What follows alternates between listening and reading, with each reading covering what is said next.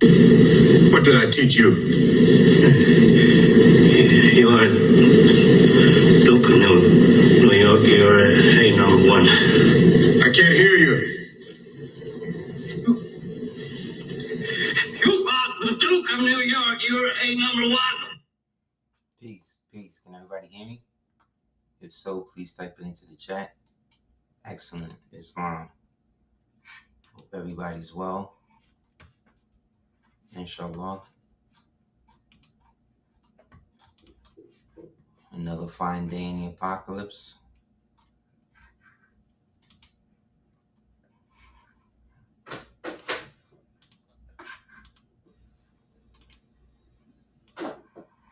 Anybody have any questions about anything before we get started?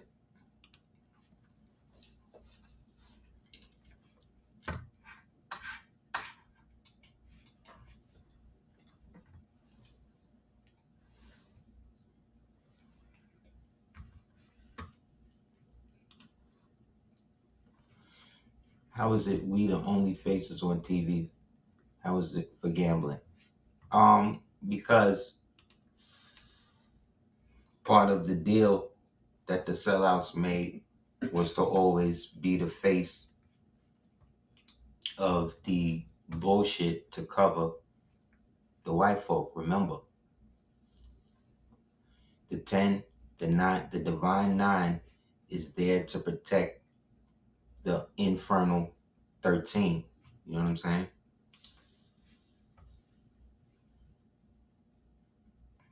So they're always going to be there to act the buffer class for their family. Because again, most of these guys, whether we want to accept it or not, are blood related to these white people and have agreed to take a stance to always protect them.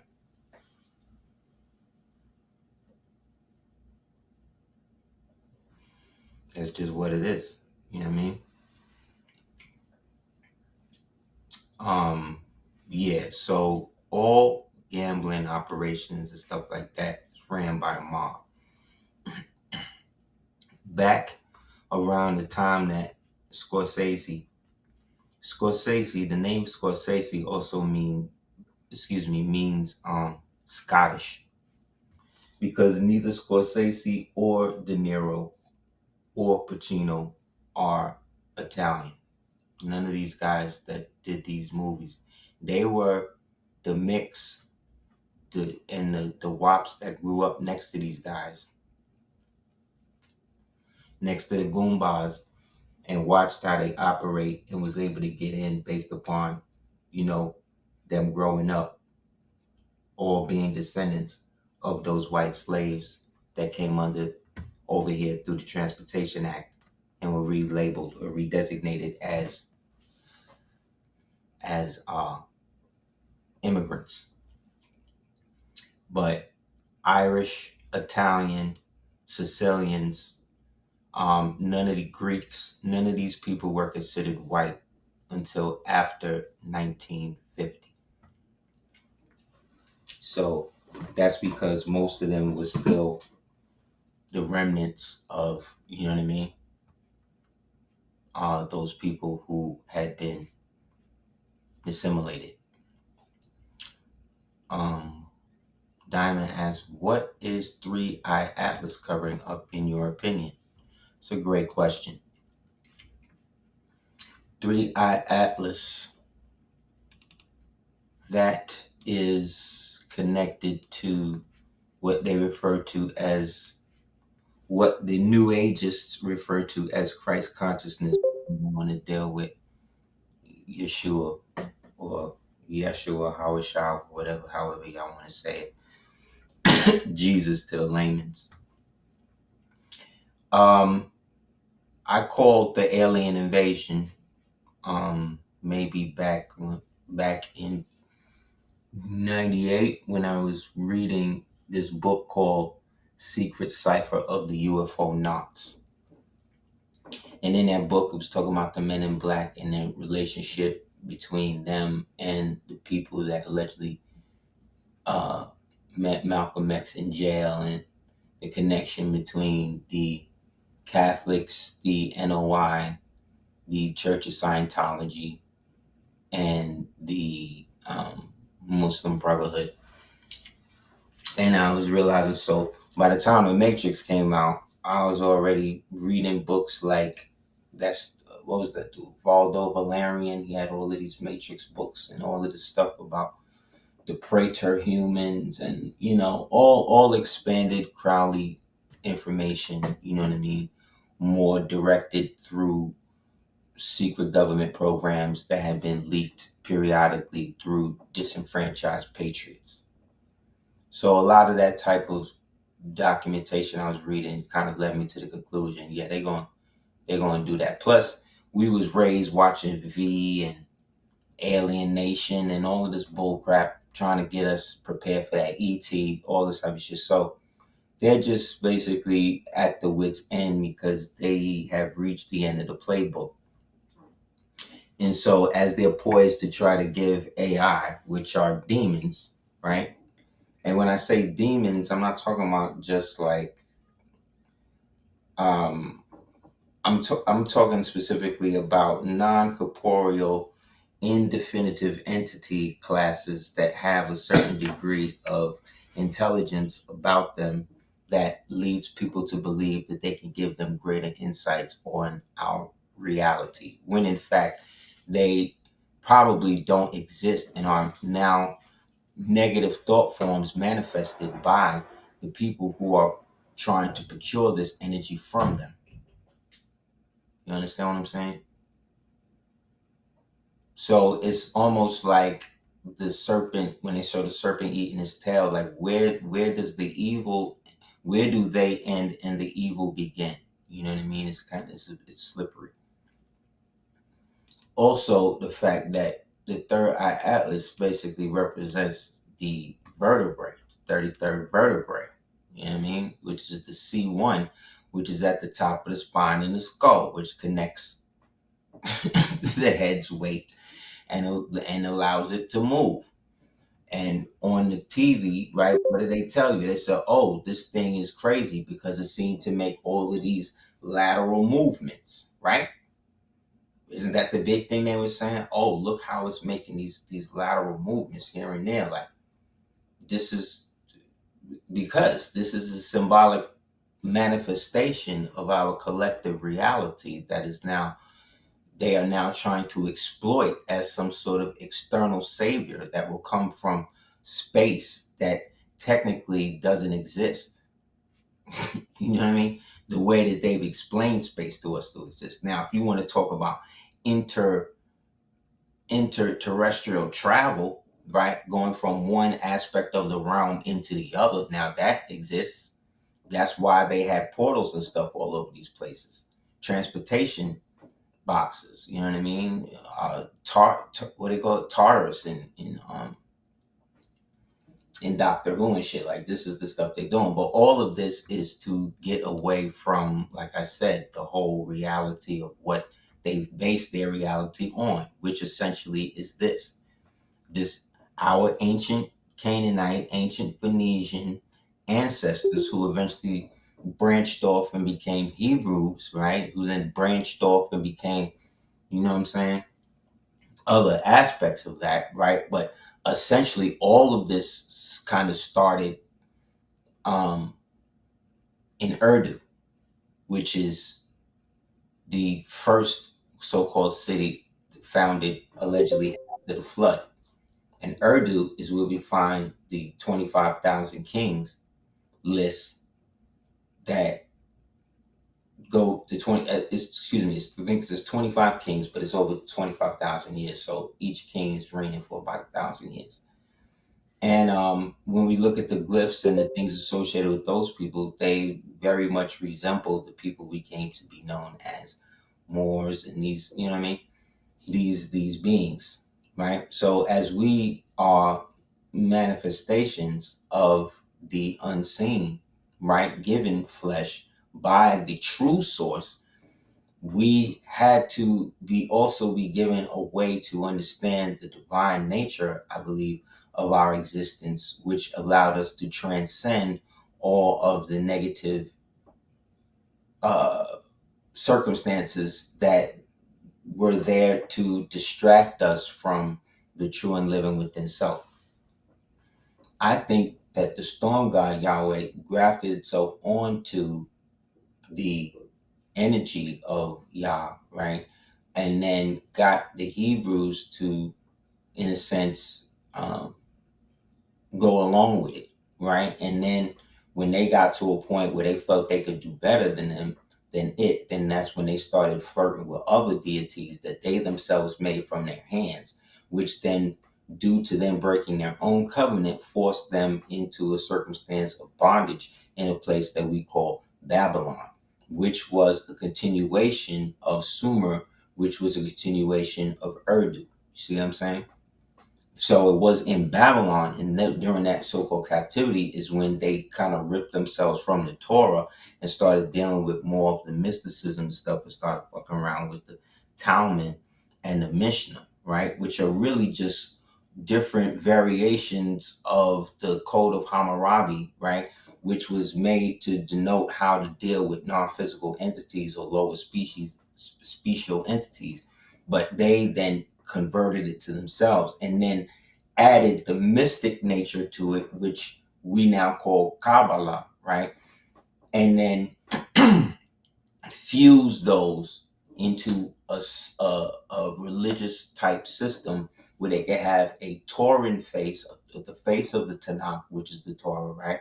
That allows them to practice and go in. But then the high priesthood amongst them, whether it was the Pharisees or the Sadducees or the Sanhedrin, right? Or the Hereshef, which we'll touch on in a second. Like all of these types of priesthoods were the ones keeping everybody away from the true and living which exists within themselves. However, we were also dealing at a time, like I said, everybody was in a sense bicameral, so they were able to tap into these non-physical intelligences and almost manifest them through conversation. That's why most of the stories that you hear of prophets, you've never heard a story about a prophet that didn't have a dream, right? Or a vision or some sort of supernatural experience or preternatural experience that cannot be explained in relative phenomena. So that shows that at least within the structure of the system, that all prophets who are worth their salt have some degree of foresight or are supposed to have some degree of foresight that allows their prophecies to then come true, right? However, just because I say something doesn't mean it's going to happen. So the way that they get around that is by saying that they've been divinely inspired to do that. But let's say by the time Cleopatra's time, right, the priesthood in what we call Egypt now was totally fused with Roman paganism, fused with Persian paganism, fused with old Akkadian shit or Archimedean stuff, because those are the people who were kicked out before them. You see what I'm saying? The last real native rule or so-called Nubian rule was who? Ramses or Taharqa? Ramses, Pianki, Taharqa? I don't even one of them know. But after that, you see what I'm saying? It had basically become a cosmopolitan state and more like a trophy piece for whatever the conqueror of the day would be able to associate themselves with.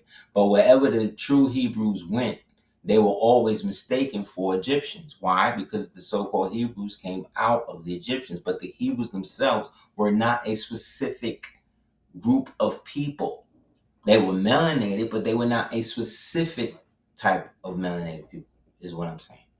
What made them Hebrews is that they always chose to cross over whatever they was dealing with, whether it was the River Jordan, whether it was Yahweh, whether it was Baal, whatever. They willing to cross over into another land and sojourn into that. You see, that's how they were able to set up the kingdom, their kingdom, the kingdom of Judah and all that. They actually did that. They had to go in there and clean out the Nephilim or whoever they said was there, and They had, and then they gave the order to go and slaughter every man, woman, and child. Why? Because they didn't want the DNA of those people to you know what I'm saying, to exist, because they wanted to supplant that. You understand? The same way, according to their story, that the giants and them, the Nephilim and all of them had to be replaced because they were just too evil. Like, as evil as this earth is, it's still wonderful and beautiful. But imagine a world where everything is evil.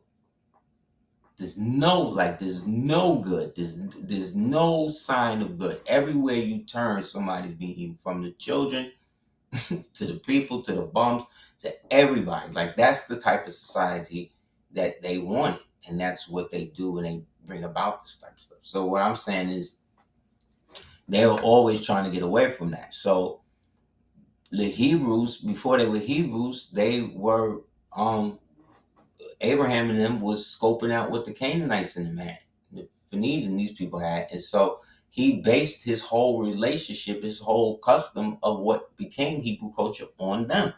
Why? Because he had a divine understanding that this is what he was supposed to do, and of his 12 tribe people, they were supposed to happen.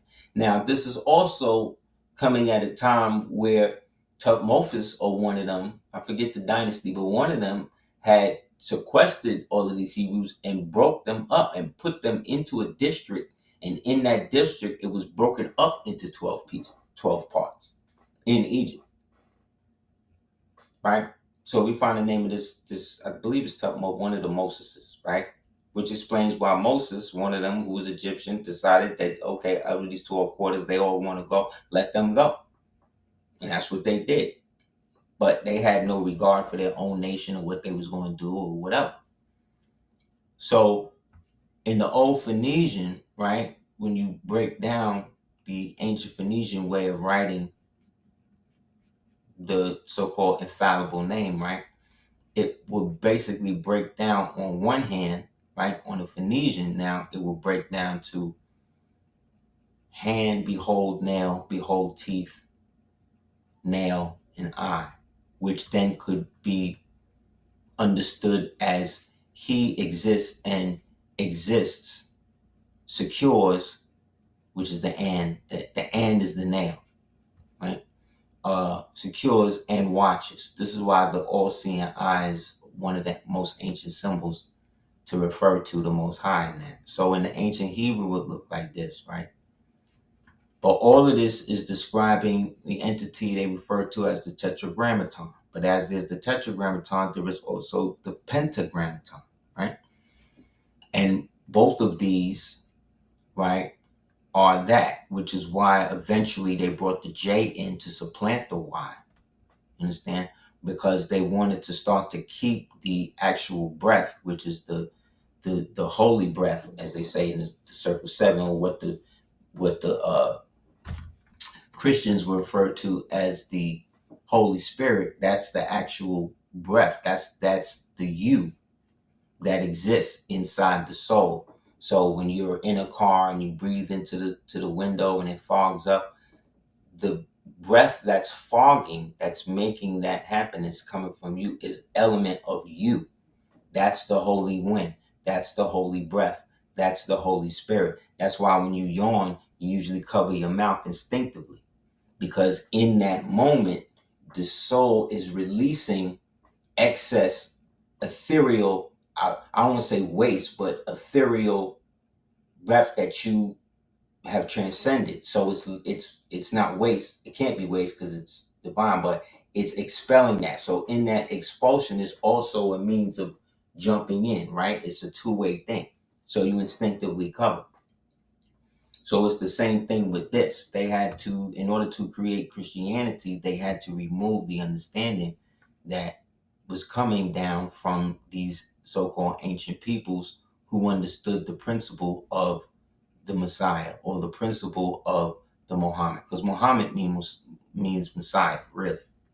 You know what I mean? Like the Catholics and them quantified it into an individual who had physical acts and all of that. However,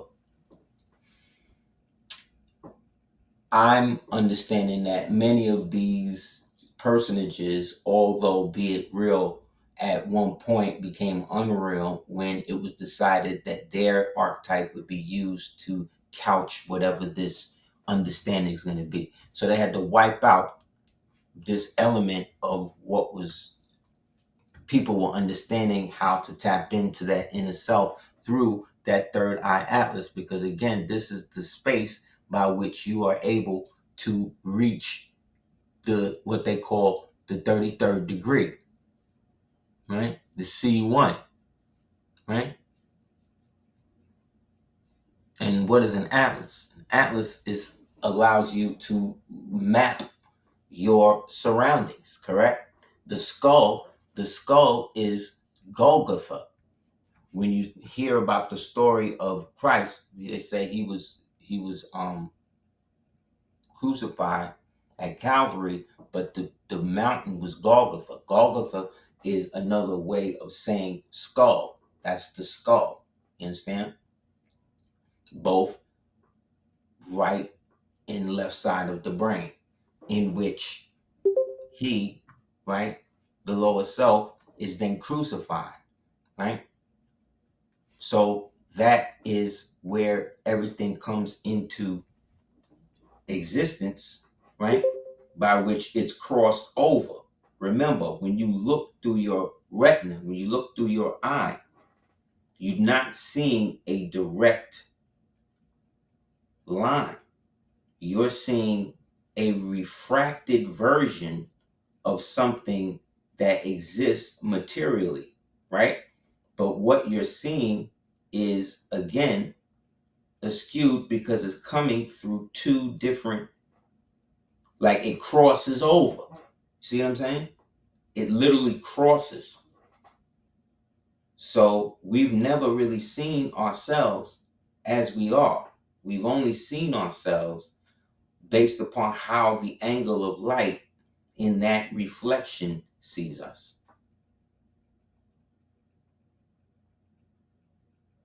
So, in that essence, keeping it real then is relative to how real the reality that you are existing in, right, exists, how deep you are in it, for good or for bad. So, them externalizing your C1 vertebra, right? And then ascribing the actual things that it does. It says it is the first cervical vertebra, C1, at the top of the spine. So it's the crown that connects to the skull. So it connects to the body. This is the connector to the body, C1. So that's CA, right? So that's really what, so C, A, B, C, that's 3, 1. So that's 4. So this is about culture freedom, right? Because 4 is culture and freedom. So 4 is that, right? And it's also the cube. It's also the tesseract. So it connects, supporting the head's weight, allowing it to move. The first thing that these people started saying was how it would, describing it was not how it necessarily looked, but how it moved.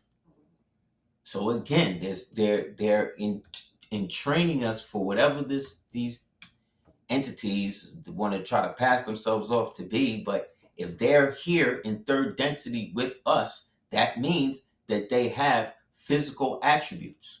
And if they have physical attributes, that means what? They are imperfect, especially if they're dealing with these people. You know what I'm saying? If they trying to meet these devils first, then something's definitely wrong. You know what I mean? So it's definitely a psychological operation, in my opinion, because to believe in extraterrestrials, but then to not believe in a higher power or malevolent entities, right? To me, is crazy. You know what I mean? For lack of a better word. However, they would say the same thing to us. But again, I know these people are always doing the BS, man. They always doing something whack. So whenever you hear them saying things like that, right? They always wind up saying, "Oh, it's coming." They trying to communicate, and they talking like this, and NASA is hiding what they really saying, and also, but let's like, who's telling us this? China? Who's telling? You understand? Like, then you see shit like this. This was them with their ritual over the Giza. They was at Giza the other day, and they did a whole ritual over there, some big firework laser light show, and then they do this. It's like, these are the people these niggas is coming to talk to first. Then it's like, what's the purpose? Y'all, these niggas are gonna come, they gonna be worse. But that's what I'm saying. They don't want us to understand that at certain points we were able to to speak the reality into existence. That's why we created languages like Latin and Hebrew and all that. Hebrew is not even to really even be spoken like that. You understand? The only people who was really able to speak the Hebrew language like that was the Levi priests, who also happened to be the only branch of the whole 12 tribe system that didn't get no land. You know what I'm saying? And so, because they were supposed to be provided for by every member of the other 11 tribes, 12 tribes, basically. Right? This is what they were supposed to be doing. But they stopped doing it. They wasn't with that after a while. And this is what I'm saying. They all get to these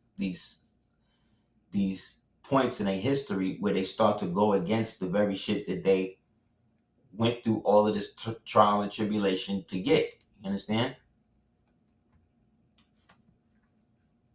And that just may be the nature of reality at a certain point. You know what I mean? As imperfect as it is. That's why, in my opinion, there has to be a greater source by which all of this came, because the randomness is too substantial to be negated for just chance. You can't do that. You can't, like when the nation gods of earth, when the gods say that they're God, right? They're not saying that in the perspective that they can magically snap their finger and then everything be good. What they saying, or what I was meant to understand them saying, was that they were God in the sense that they were able to manifest what they wanted. If a God said, "Look, I'm hungry," it is that God's perspective, or that individual on their leg arm perspective, to go and feed itself with food, clothing, and shelter. You understand what I'm saying? So these are immutable principles. But even when you read about God in the so-called Bible, it said that he ate. Y'all know that, right? In the Bible, it says that God came into somebody's house and had dinner. They ate. When the angels came and Lot was trying to keep the homos from having sex with him, and they was in the crib, he said that they ate. Yahweh said that he's a jealous God. That's an emotion. The divine ultimate source don't have no need for emotion. It eternally is what it is. So if we talk about any type of entity with an emotion, we're talking about something that potentially is, or is about to be, or was physical. So when we talk about these so-called gods, these Anunnakis, these things that these niggas is obsessed with, the star seeds and the beta reptilians and the beta reptilii, and you know what I'm saying? Like, that's all well and good. That's all well and good. However, when it comes to the practical application as to how these entities are supposed to manifest and speak to you and I, the system by which they are forced to use has been hijacked by these psychopaths. You understand? So in that, the tetragrammaton, right? That's here, right? Yeshua Ha. So there's Yod HaWadeh, right? So that's the divine breath. It's fire, air, water, earth. right? And then it goes in reverse, right? Of that, this is a physical representation again of man. Because I told you, when these niggas went into Babylon, they took all of that pre-flood stuff that had been preserved at Urdu and moved that to Sumer, turned Sumer into Babylon. Babylon became Egypt, which was a hijacked version of the Kemet from over here. Babylon and Egypt was the same place, and they attracted all of the other so-called civilizations that had been broken up after that dispensation of people by way of conquering them and bringing them back into the fold. The latest being the Romans, right? Who had just linked up with the Persians before they fell. They got together, right? Formed the the Holy Roman Church, the Catholic Church, 200 years before the alleged events of Yeshua even happened. And as they do that, 200 years after that, then they find the desert peasant and raise him almost to godhood, and then created the religion we understand as Islam, to take away from what good shit was actually happening in the 7th century by those Moors who were not connected to that. The ones connected to that were the ones who were claiming Hebrew descent and who were practicing these old Babylonian rites, right? So you got Canaanite, Phoenician, Egyptian, Roman, Persian, so-called Macedonian, which they call in Greek, which is really Greek, which is what they call in Greek, right? All of this stuff, right? All of this is coming out of the same groups of people going in and out of themselves, all trying to suppress the divine aspect of man, or the so-called prophesied Messiah to come, right? Which is why there's so many, which is why all of these religions all base a lot of their stuff or try to equate themselves with Yeshua. You don't know that? That's why I know the prophet was true and living, because he was one of the ones that was really about that, and letting you know, like, there's a whole element to this that's connected to you that you're not really seeing, that you can't get, because these dirty Moors around me is trying to put y'all back into the church. So 80 years after I'm gone, y'all realize what I left you. And he right. He right. Here we are. We figuring it out. It was all about that. Remember, they were baked. When we showed in the thing last week, I read it to y'all. They went and they told, soon as Moses was gone, not even 10 minutes, they like, look, this nigga gone. We need idols. What's the deal? Aaron right away didn't even stop. Didn't even flinch. Yo, go get everybody gold. Give all of the rich people, everybody that came with us, everybody got gold. Get that gold together, and we're gonna go make a joint. So Aaron ain't never stopped making idols. He ain't never stopped. You know what I mean? Because soon as it went down, first things first, he out there telling them exactly what they need to do. And this is his brother. This is Musa's brother. You know what I'm saying? So is in them, was in them. By them, I'm talking about the dark side of us. Because remember, this ain't Caucasian people like in the movies we talking about. These is our own people doing this to one another. And you think I'm bugging? There are more abortions of our people than people being born at this point.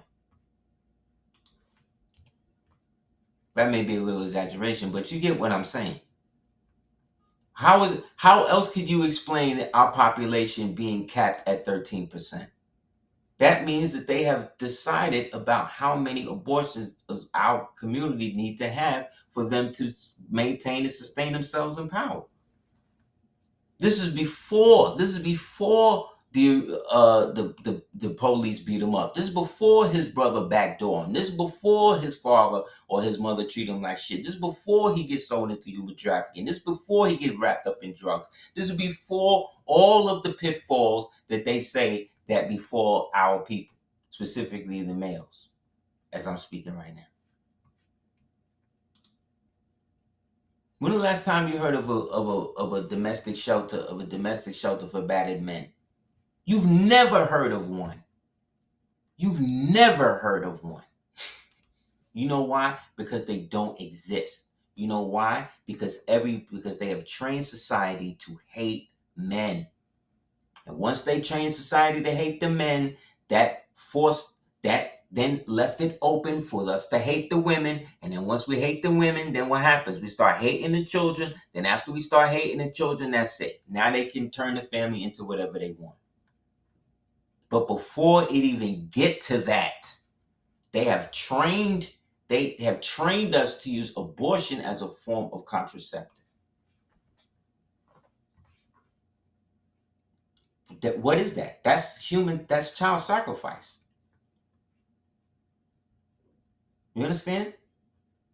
What's the difference between that, what I just described Aaron and them niggas was doing, and back then? Oh, the difference is, they ate their children. Yeah, well, guess what?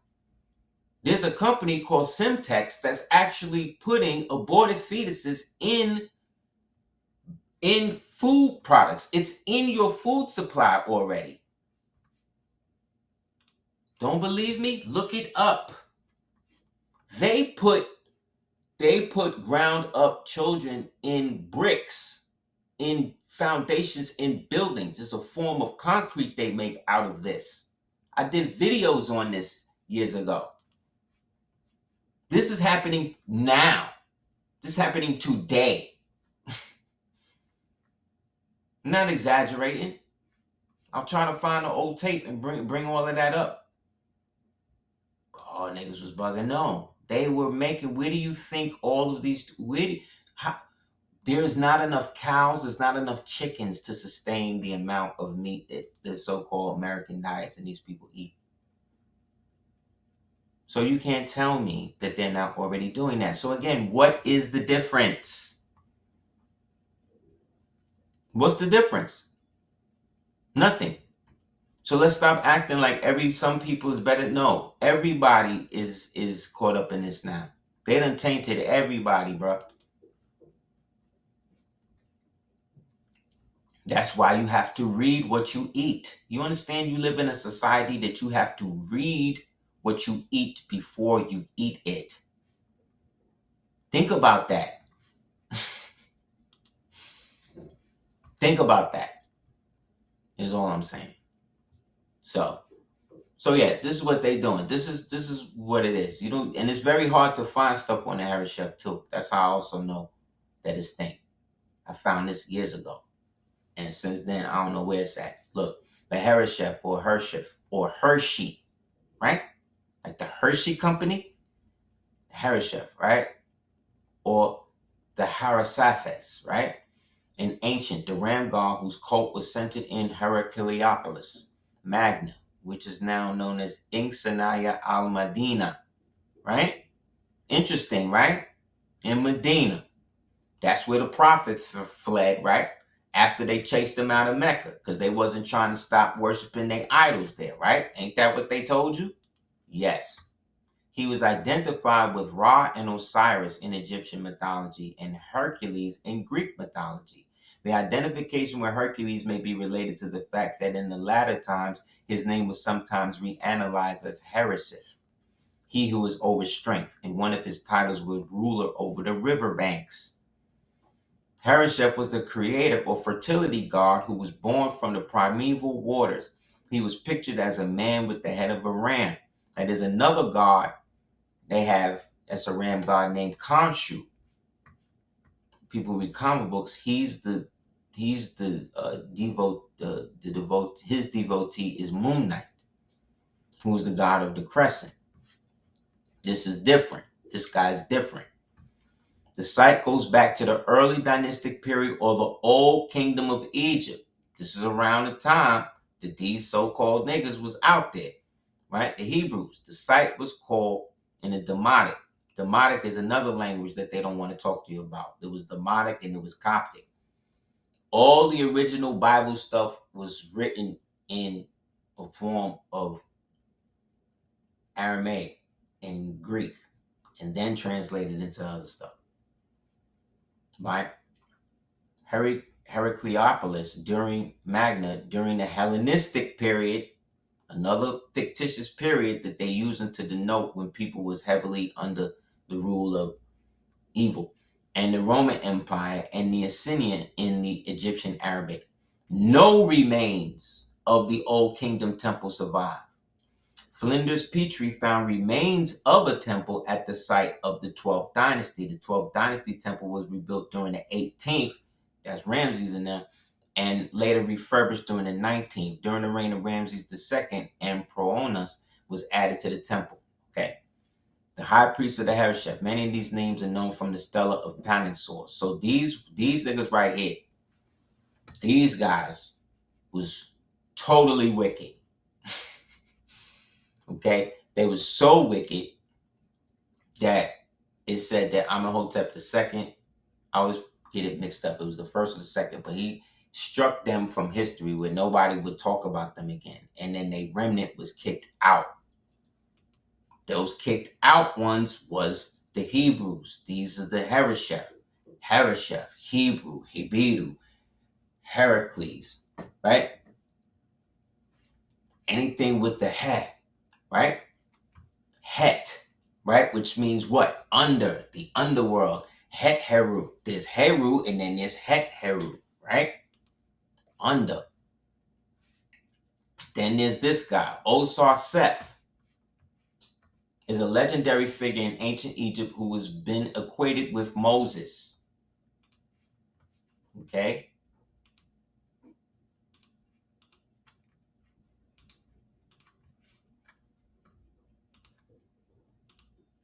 He's equated with Moses. The story depicts as the renegade Egyptian priest who leads an army of lepers and unclean people against the pharaoh named Amenhotep. See? And Pharaoh is driven out of the country with the leper army in alliance with the Hyksos. They ravage Egypt, committing many sacrileges against the gods before Amenhotep returns and expels them towards the end of the story. Osar Seth changes to Moses. But again, Moses, right? Or Moses, that's a title. That was like Tut Moses or Het Moses or Hef or Neph Moses. You know what I'm saying? It's a title. So all of this about Osar Seth leading to the Hebrew situation, and then the Hebrews then taking over the lands of Moab and the Canaanites, and then them establishing a kingdom for themselves, and then them splitting. Remember, they split because the Yehuda, that's where the covenant is, but then the other side, they covenant, they going through whatever. Then you got the serpent people, the Nagas, Dan and them. Dan and them is mad that they didn't get what they were supposed to get, so they grouped together as a global force, and they start moving to try to put the serpent cults above everybody else. And they was able to do that for a while, but eventually they got shut down. And that's when all the serpents started to get run out, and all of the cults started going underground. And then that's when they started circumventing and using what was now going to be Judeo-Christianity to be able to get their way in, because they could always refer to the serpent that's in the Bible. See what I'm saying? But as you also said, it was a degree, it was a combination of Ra and Osiris. Osiris was cut into 14 pieces because he raped Set. He raped Set's wife. That's the story. That's the part they leave out the story. And he's always depicted as black, right? Whenever you see images of Set with the ass head, he's always black, like Anubis, right? And he's the one who killed Osiris, right? They said, oh, he was jealous. No, he was jealous. It wasn't jealousy. It was the fact that Osiris, a lesser god, right, raped the what's her name? So that's when she had to basically resurrect him, as the story says, right? And then what do? They create a golden phallus. She gets to go into the Sea of Reeds, which is in California, right? She go into the reed sea, get a reed, turn it to gold, sit on the phallus. Eventually, Heru is born, and then him and his uncle go into a eternal battle until Ptah or whoever called a stalemate, and then they go back to their respective corners until whatever, and then Osiris gets to live in the afterlife. But he's technically a rapist. You know what I'm saying? So this is what I'm saying. Like, as much as we revere ancient Egypt and ancient Kemet and all these we romanticize how it was. Like, you also got to understand there was also a heavy draconian element to those people and how they lived, which is why you don't live like that now. We like the aesthetics and all of that with the rituals, but those that get deeper into it, they start to realize again, this is what they're going to be, if they really want power, and that's what these entities do. They seduce you with the power. You can get more power if you give up more. And eventually, next thing you know, you at an altar somewhere, about to sacrifice your son. You know what I mean? Why? Because the voice told you to do that. And your faith in the voice was greater than your reason. So what is the true purpose of the story? We want to put faith above reason. But reason is what allows faith to blossom. I can reason that if I put water on this seed, it will bloom into something beautiful. And I have faith that it does that because I'm reasonable in the amount of water I give this thing to bloom. Do you understand?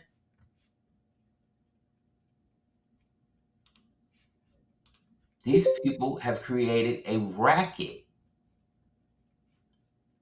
because Rome, as it says in the circle in the clock of destiny, is based upon a mystery God system. In order for you to get the best out of it, you got to choose a God for yourself. Or they're going to impose one on you because that's all they know. Because they descend from those people in your historical family tree who was bugging, who were inbreeding with one another. You understand? Who were doing things that we today see as horrible, yet they still go on. Africa is a slave continent. They are enslaving and are allowing their people to be enslaved, which is why they are all coming here. You understand? They're coming here. We're not going there. When we go there, we get preyed upon. We get murdered, kidnapped. Then you got all of these, like somebody told me how Michael B. Jordan is a Ephah. I'm like, what, nigga? What? Yeah, man. And again, I'm not speaking out against nobody's religion because you are free to believe in whatever you want to believe and do whatever you want to do. All I'm saying is there is no way that you can sacrifice a living thing towards an inanimate thing and expect something good to come from it unless you are evil. You know what I mean? Unless you believe that type of evil is good. You understand? Because nobody sees themselves as evil, especially the evil people. Soros don't see himself as evil. He sees himself as trying to help the planet by destroying it because he's insane. As we keep talking about the Canaanites and the Phoenicians and the Carthaginians, these are your direct ancestors. These are the Afro-Asiatic Semitic peoples that created or that grew out of the so-called Hebrew peoples. And of those, we constantly refined ourselves until we were not down with the human sacrifice of people. And those Moors separated themselves and went to war against those other Moors whom they found doing that. And that is why we have beef with each other up until today, because niggas is still doing it. You know how many people have participated in the ritual murder and the ritual killing of Hiram? Who's King Hiram? King Hiram, 969. Look at this. Look at the numbers on this. 969 to 936. Ally of Israel, King Hiram of the Phoenician city of Tyre maintained strong diplomatic trade relations with the Israelite kingdoms under David and Solomon. Specifically, he is mentioned in the books of Samuel, Kings, and Chronicles. Hiram supplied King David with the cedar logs, craftsmen to build his place, later presumed, the first temple in Jerusalem. Okay? So he is the great Hiram who was murdered by the three Jews, Jubilo, Jubilam, Jubilah, right? That all of these guys continuously go around and keep doing the same ritual to commemorate this great act of murder against their forefather, who was a king, a Phoenician king of Tyre. But the kings of Tyre were also, a lot of them were very evil. When they talk about the devil or Satan in one of these Bible verses, they talk about the king of Tyre. This is where the term tyrant come from. Because these was brute Moors. These was Moors that was not only about splendor and grandeur, but they were also about hostile takeover. So they were almost like pre-Romans. That's why they would go to war with the Carthaginians, because the Carthaginians were capitalists. Carthaginians were Republican capitalists, essentially. The Romans were socialists, basically.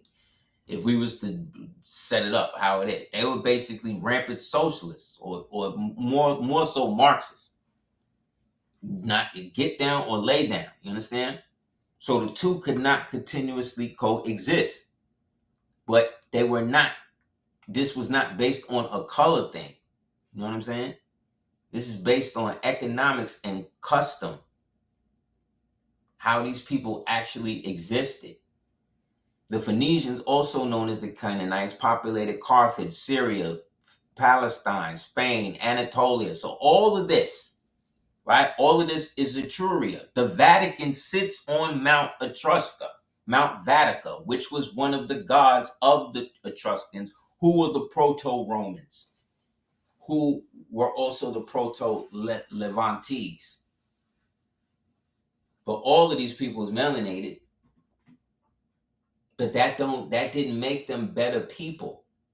They just had a different understanding at the time, different building methods, different sociologies. But essentially, the root difference, again, is reason was not necessarily the paramount of that. That's why Solomon was seen as such a wonder of the time, because he actually sat and deliberated shit. He actually thought about stuff. He actually took time to consider things. You understand?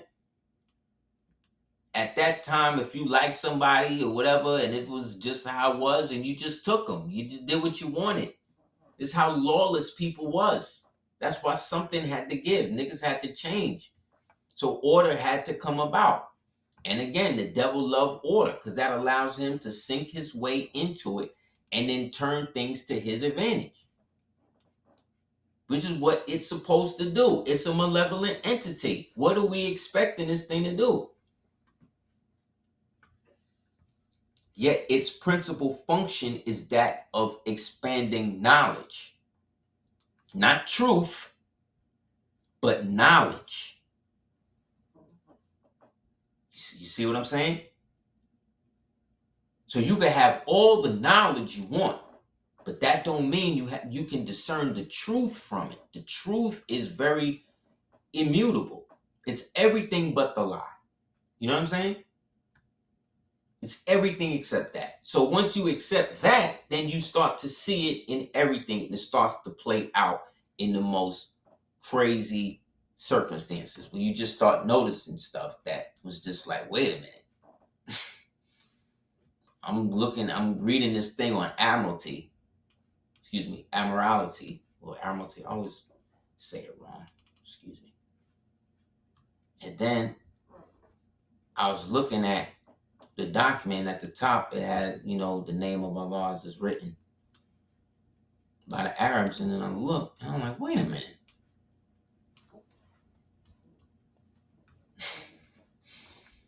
Wait a minute. This looks familiar. In terms of the shape, and then symbolically what they both, represent. Wait a minute.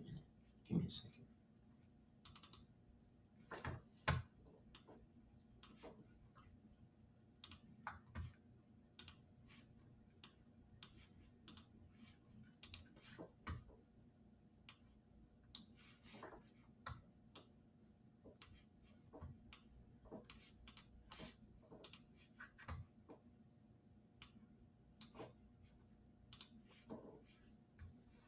So all of these movies we see with the white Romans and all of that stuff came way. So it didn't even happen.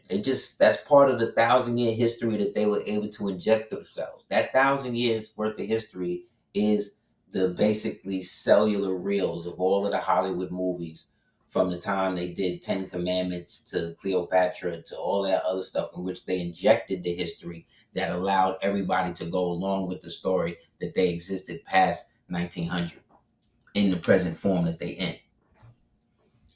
Remember, you had a massive human trafficking ring that happened after the close of the last recess. So you had all of the so-called bloodline black nobility families, and all of them niggas put their monies up, or they seized funds up, and then they used that money to take all of the children that they had been either mass producing, right, through breeding programs, baby farms, things like that, as well as all of the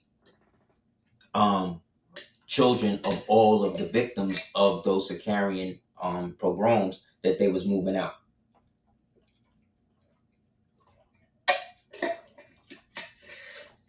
And then they took the Russian children, sent them to Britain, took the Britain children, sent them to France, took the French children, sent them to Sweden, took the Sweden children, sent them to America, took the American children, sent them to Argentina. Like, this is what they was doing. Musical chairs with people. And that's what led to the orphan trains. And then everybody that fought back, that was taken as prisoners of war, that remembered the time before, that remembered the millennial reign, all them people got locked up, killed, put in underground prisons, put in asylums that were palaces that had been repurposed as post offices and all of the bullshit they did. Now, you don't see a similarity in this? The Moors were rulers of the seven seas. The seven seas, remember, chakra starts with a C.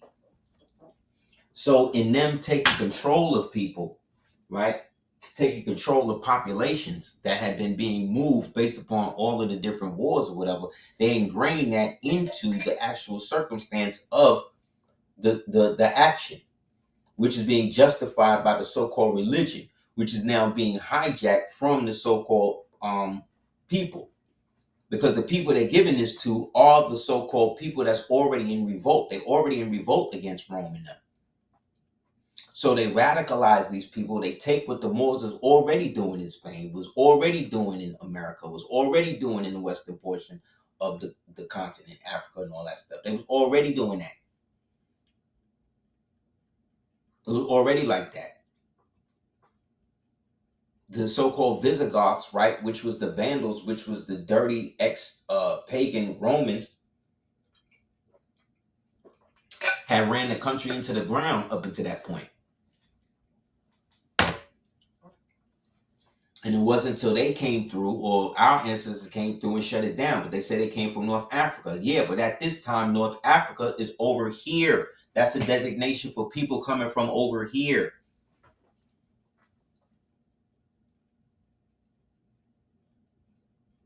The Northwest. All of this stuff changed by symbols and by renaming shit. They renamed trade routes, renamed different. Get the book Golden Age of the Moor. Golden Trade of the Moor. They'll tell you the Castilians, they couldn't even read. That's why the degree of Spanish was created for them at a place called Galicia. And in return, they had to pay those Moors that created the language for them. And those Moors took that money to support the effort to put them back in power in Spain. And Spain at this time is any dominions that's under Moorish dominion. Because the Moors are in a personal civil war amongst themselves through their inheritance. Because the dirty ones who amalgamated their seed is trying to get their cursed amalgamated seed over everybody else.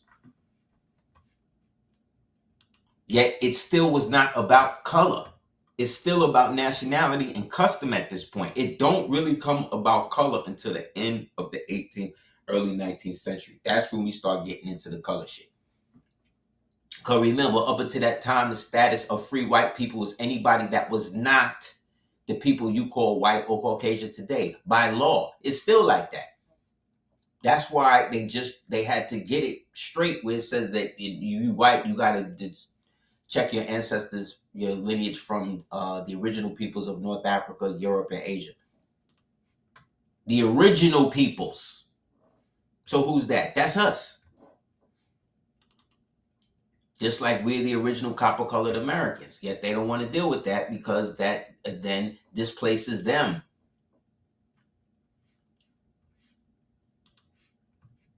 You got to stop debating these people talking about what's this. Like, none of that makes any difference anymore. None of these people is the original people. Zachary Howes is part of the Brotherhood. They had him in there probably eating mummies and shit, allegedly, which was a lot of the rituals that they did. You understand that during the Victorian era, these Caucasians were starving, and mummies was how they sustained themselves. They ate our ancient ancestors. They ate them for almost 100 years. They turned them into paint that Picasso and these niggas have used. A lot of those paint, the red in those paint come from people because they are human sacrificers. They inherited it from their masters, and that's what they continue to do. They got the Gentiles doing it. When you have Thanksgiving dinner, what's that? That's a sacrifice of a bird, but turkey. That's the scapegoat. Only difference is you're eating it. What the Hayseeds do is they instead of eating it, they gut it and then they put everybody's sins on it, and then they walk it away from the whole community and leave it out to be killed or eaten or whatever. And now the community is free to lie and do all types of lasciviousness for the next year. This is their religion. This is what they believe. You understand? And they got the so-called Judeo-Christians doing the same thing because that's what they on. They got the Muslims doing the same thing. It say in their Bible that the demon's name was Halal al-Shahar, right? Haven't you seen Halal? Don't they kill them when they kill the meat? What do they say? They say it's halal, right? Right? And you got melanated people out here talking about Sharia law is good for us. No, it's not. Not for us, not for Moors, not for us type. That's why we broke away from them. We deal with Sharifin law. That's something totally different. These niggas, yo. We're not dealing with all of that. Throw acid in a woman's face. Like right now, the woman, the first chief of somewhere in Somalia, outlawed it and said that you can't have child brides no more. They got protests with these old, decrepit, nasty imams. These dirty niggas is out here protesting that they can't marry 12 and 9-year-old children, bro. So I'm supposed to go to Mecca and go around the stone with these niggas? That's how it works. That's how y'all got. That's how deep they got us over here. Something wrong with me because I don't want to do this. Because I don't want to associate with that. That's haram. That's now cipher. Matter of fact, let me not even use it. That's, as the God say, that's now cipher. You ain't doing that. That's not my culture. You know what I'm saying? That's not my culture. That's not our self-lawing master. That's the religion of Islam. You understand? That's what they are dealing with because they were brought about by subterfuge. You understand? And that's okay. Most of these religions is based on that. And I'm not even telling you not to do that. Especially if you've been raising that shit generationally. You can't. It's in their DNA. They marry their first cousins in them to keep that type of mentality prevalent within their communities. So Dubai look great. It's great if you're rich, but if not, it's a slave state. You understand? It's a slave state. People are enslaved there. It's a debt prison. If you go to debt in Dubai, you will go to jail for your entire life. You know what I mean? They got a whole graveyard of Lamborghinis and Bentleys and shit out there. Niggas just abandoned. They abandon property every day out there. They on the run. But this is also the porta potty party capital of the world. Yet it's the strictest place in the world where women cannot even raise their voice. Where you understand what I'm saying? So when the Prophet Nahuju Ali came, he told us exactly what he was doing. He was there to redeem the fallen Asiatic nations. And this is us. This is them. Look, this is when we went to war with them after the dumb diverses in I-453. It is lawful that your majesty, like a good shepherd appointed by the hand of the eternal Father, should tend and lead out your sheep, since the Holy Spirit has shown spreading pastures whereon are feeding lost sheep, which have been snatched away by the dragon, the demon. See, these are the dragon, the demon. These are the whatchamacallits. This now, its irony is that the people saying this are part of the order of the dragon through the Societas Draconis, as we've talked about, vested through the Prince of Drakenberg, aka the religious faction of the black nobilities. But they are projecting that on us that were already here because we were a part or descended from elements of those peoples who was on it like that, whom the Hebrews conquered, right? And then those of us that helped the Hebrews do that, due to the fact that our peoples was tripping, we then entered into the covenant and then moved away from all of that stuff that they was doing. These pastors are the new world. We're in compromised Florida, now in possession of the demon, and here he makes himself adorned, revered. This is the land of promise possessed by the idolaters, the Amorite, the Amalekite, the Moabite, the Canaanite. In Florida. Who's that? The Moors. Here in Florida, us. When the prophet talks about in chapter 47, when it talks about the dominions of Africa, Egypt and Africa, these are the people we're talking about. Who's the people that went and asked permission from the Pharaoh? Why did they go to the Pharaoh and ask permission? Because it was under his watch that these Hebrew niggas balled out and bounced and came then and took their land. So they had to have restitution for the dispossession that was happening from their subjects, because up until that point, the Hebrews were subjects. The only two kings of merit that really put them in position outside of maybe the first Saul, maybe Hezekiah, was Solomon and David. And both of those people did horrible things. Solomon laid with idolaters. That was his thing. His fetish was chicks that wasn't Hebrew. The same way you have dudes today whose fetish is chicks that's not melanated. It's the same appetite.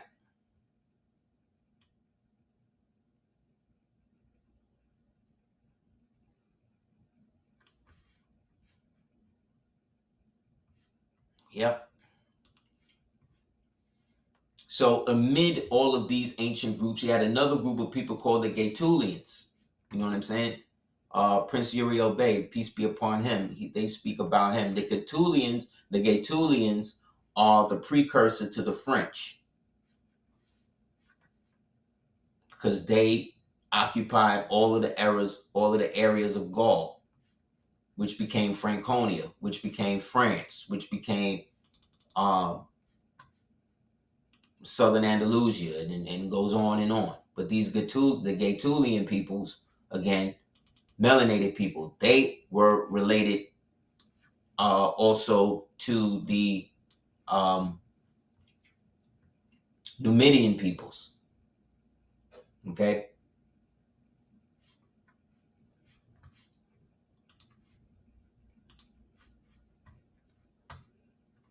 So from those French men, you get from these Gaetulians through the years, like I said, but the product is still the same. The purpose of what they're doing is still the same. They're trying to keep all of the money to themselves and trying to get people to help them in tune and bring these fake realities into existence, these fake entities and interdimensional entities into existence. That's why you see all these pictures of flying saucers and shit and all this technology and all of these old TV shows and research shows and all of that. So again, after the Hebrews, after the so-called Jews kept getting kicked out. The reason why the Hebrews kept getting kicked out was because of what was happening. Because after Babylon, they were forbidden to have a king. They were forbidden to have a state. They're not even supposed to have a state. Yet the Sanhedrin was cool with the Romans, and through that they were able to create the Judeo-Christian situation that was the new scam the Romans was running, because the Romans had went to war with those Aryan Moors of the Aryan Afris Empire, aka the Old Moorish Empire, the same ones who were fighting against Rome when they were Carthaginians, regrouped as that, because all of these people are related. They were also remnants of the Etruscans with them, and people who would later become the Levantines. They, at points, were at odds with the Numidian people who we just talked about, and eventually clashed. But Rome eventually, when Carthage fell, Rome basically brought all of that together. And then once Rome merged with Egypt, and then, once Macedonia merged with Babylon, it was only a matter of time that he would take Egypt. Once he took Egypt, they were able to now cross-section all of the gods. So this is the birth of gods like Serapis Bey, the Zeus-looking god with a fez on his head, right? This is the birth of the convalescent gods, when they just start creating gods of different pantheons, and then they start injecting themselves, light-skinned ones, into the history. This is during the Ptolemaic period. And this is also when the Mauritanian cultures start to mature, which then become the greater or Moorish peoples and Moorish nations that develop from that. So they split into the northern and the southern kingdom, and that's how they continue to do it. So the northern kingdoms was the House Ibeline. Anybody seen the movie Kingdom of Heaven? One of the greatest movies on Moorish history and the Crusades ever. Anybody seen that movie? Kingdom of Heaven with Orlando Bloom? Okay. Remember in that movie, Balian wink, wink, Balian, who was Orlando Bloom, was made the Baron of Ibelline, right? That's what he said in a movie. And in that, and his father, who was Liam Neeson, was rolling with a Moor, right? Remember? That Moor in that family with them is the sponsor for Liam Neeson and Orlando Bloom's crusade. So that Moor in that movie represents the true blood of the Ibelline, right? The two amalgamated Moors under him, the French knights, the French Christian knights, represent the amalgamation of the kingdom and how it is being administered through the trustees. They represent the trustee. I mean, the Baron of Ibelline, who was Liam Neeson, represents the secondary trustee. Once he died, his son became the head trustee, which is why he could go back to Jerusalem and have an estate. Back to Jerusalem and have his estate, right? So that creates the possessionship by which when Salahuddin takes it over again, he now basically goes back to what he was doing, which was basically a blacksmith, right? So the House of Ibelline, in antiquity, the northern tribes consolidated around the unifying aspects of Moorish dominance in Europa. These Moors were known by the following name. These were the Saxons, the Teutons, the Bavarians, the Prussians, which are basically the Germans, the Aryan Nordics. These are the the Romans, who were the followers of Arius, as well as the mixture of Old German, right? The Danes, the Danars, these are the tribes of Dan, right? Who are the Serpentine peoples, the Umayyad, and the Hashemites, who are the Hashashim, which is the assassins, right?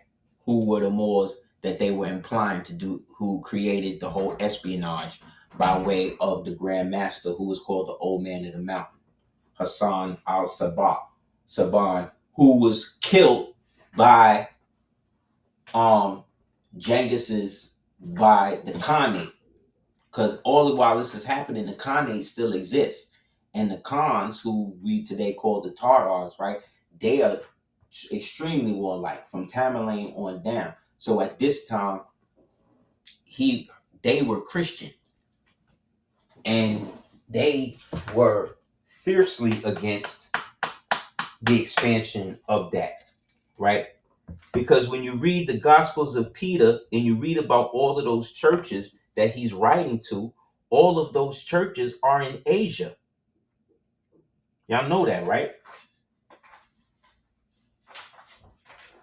All of the churches.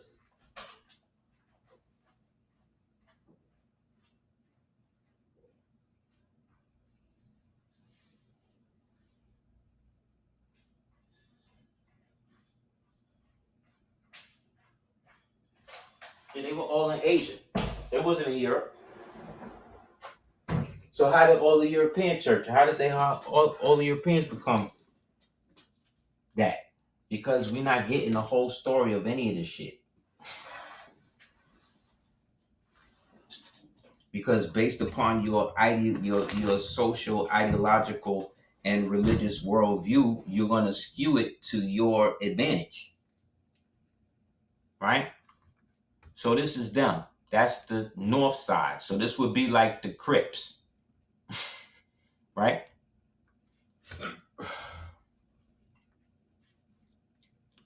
These guys would be the Crips. Then these guys would be the Bloods. This is the other side. Wait,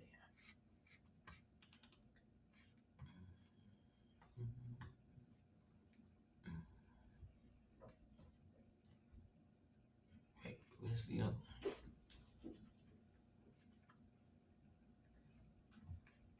Of course. Okay. Sorry, y'all. Thought I had it on deck.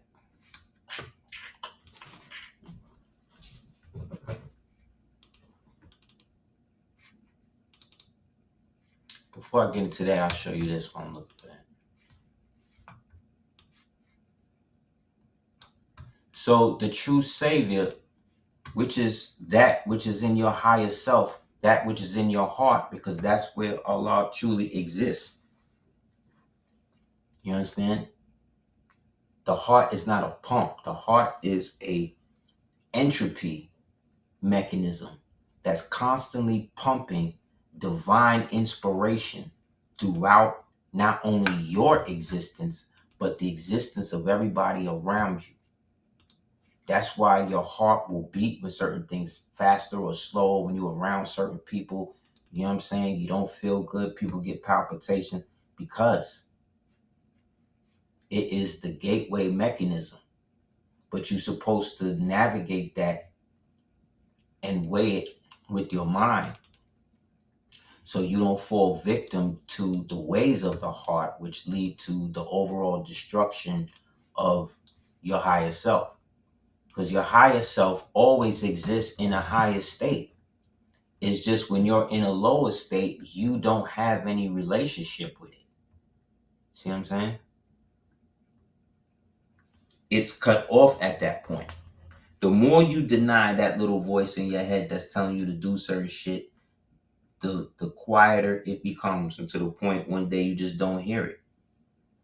And then eventually you forget you even heard it in the first place. That's when you know you done. That's when you know you gotta basically, as they say, repent, which means take accountability for who and what you are or what you're lacking and what you're trying to supplant that with.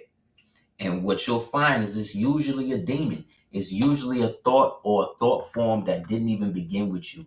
It's something that you just got wrapped in because you got wrapped in it. That's why social media is always going to make money off of people who think at a third grade level. Most music that we was listening to, you know what I'm saying, was basically at the level that we was at. But it hasn't really changed that much.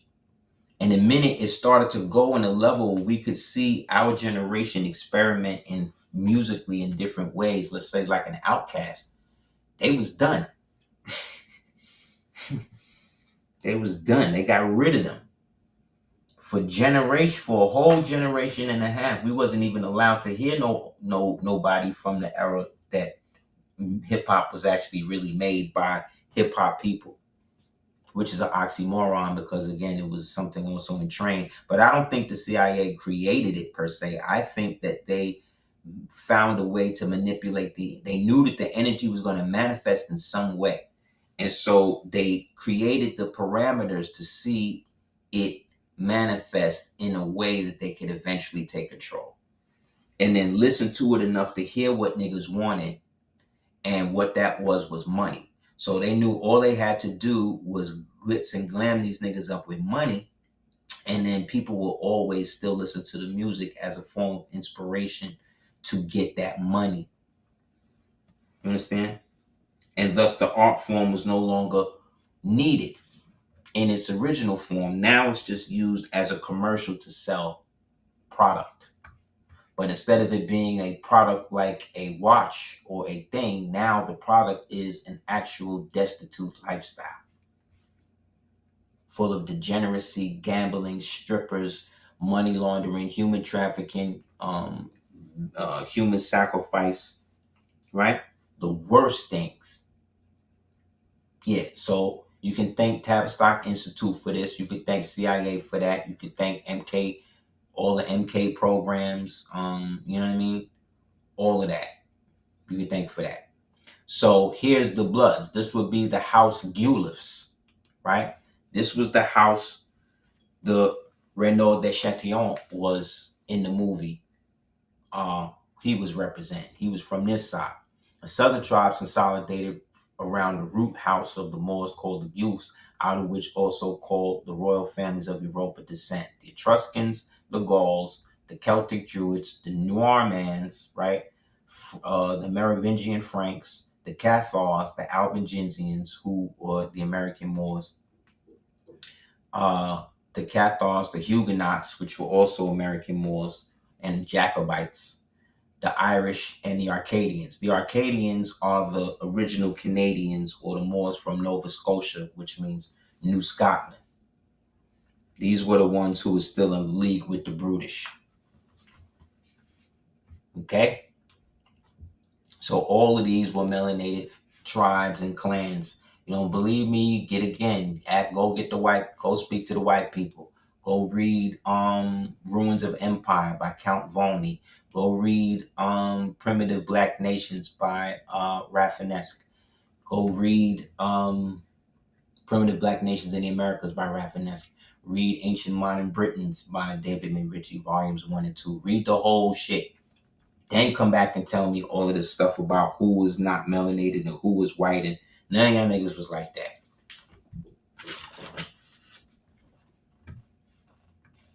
Yeah, so look.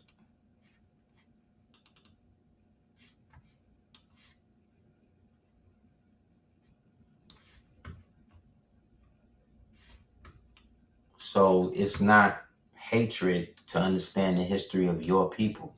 You know what I mean? From ancient times. It's just that when our prophet came, he was able to consolidate so many different things into one understanding that I think it crippled anybody's ability to be able to dissuade and throw them off. So they had to literally thrust the movement into the Stone Age. And before anybody really realized what was going on, they was already down with it. You know what I'm saying? So look, so the Washita, they claimed descent that what happened was the Lost Dauphin, who was the Maison de Rouge, right? History says that he was a made-up character in the Alexander Dumas novel, right? But let me show you how they talk out of both sides of their face. So they say, yes, this would be the Southwest, yes. So everything up to from Morocco, from the Kingdom of Morocco over there, all the way up to the Mississippi River over here, all of that is the extreme west, or the Al Maghreb Al Aqsa. All of that, according to the congressional record.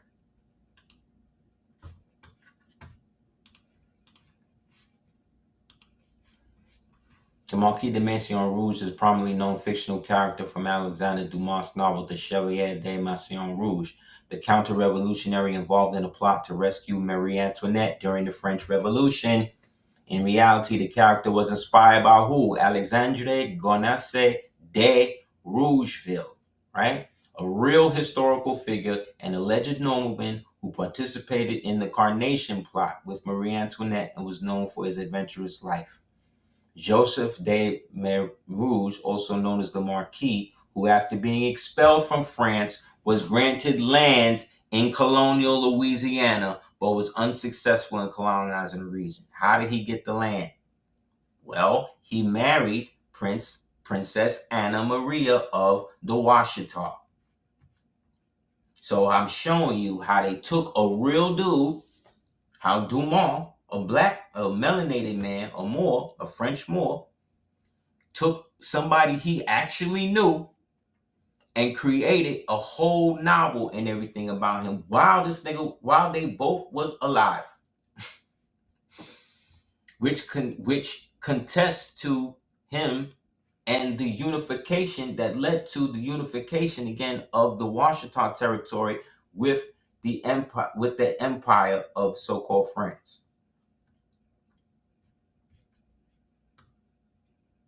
So again, you see what I'm saying? They be really telling on themselves by not telling on themselves, because these Frenchmen that you keep trying to tell us was French was Moors.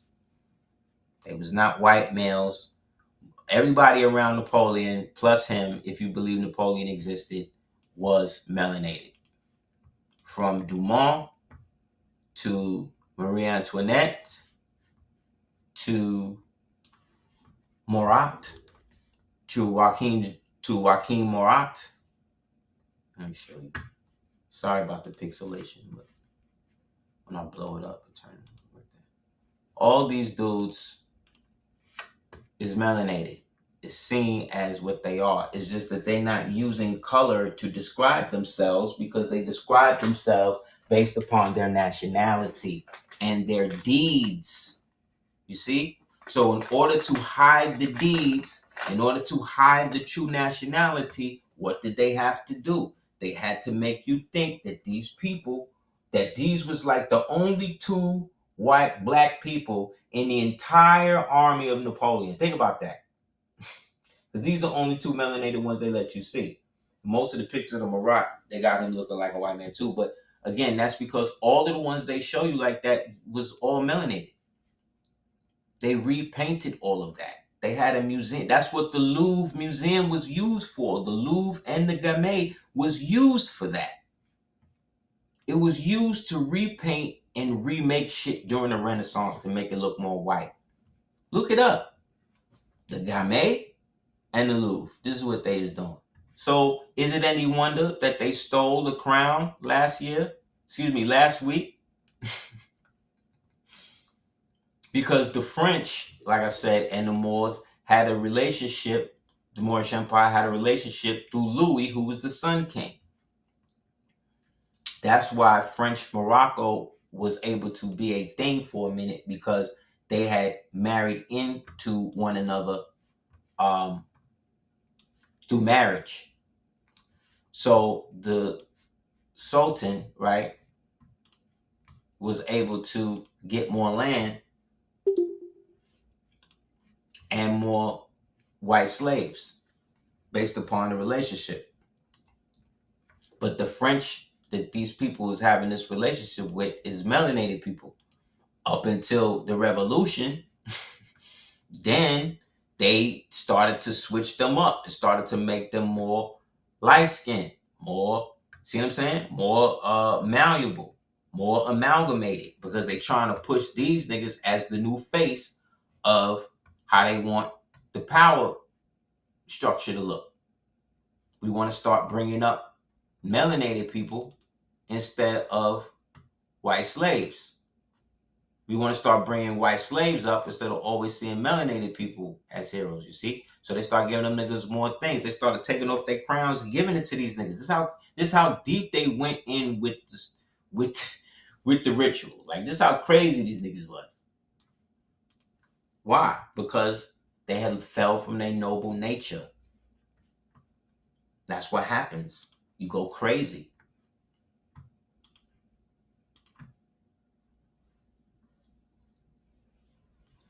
This is the Moorish so-called French alliance. But again, there was no France. Right?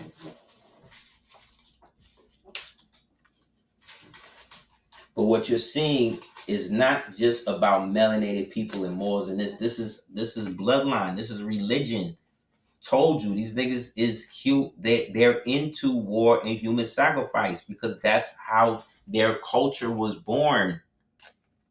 They were nomadic peoples that were kicked out because they had reached the limits of their district. And so they split themselves up into tribes.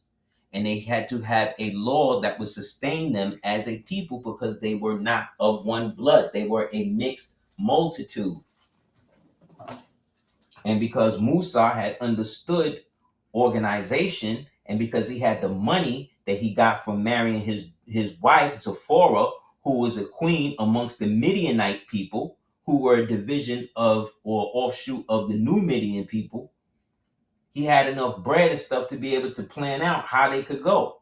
Plus, his relationship with the deity in question gave him greater influence. But the minute that shit happened, turned his back, they dishonored the whole deal, and then was left to be stateless for another 40 years until they get to a point where they wander in, adopt customs of the people that's there, and carve out their way, start making their money, and then eventually they start practicing the usury. Then eventually somebody's finding chickens going. Then the next thing you know, children is missing. Then the next thing you know, this is what they do.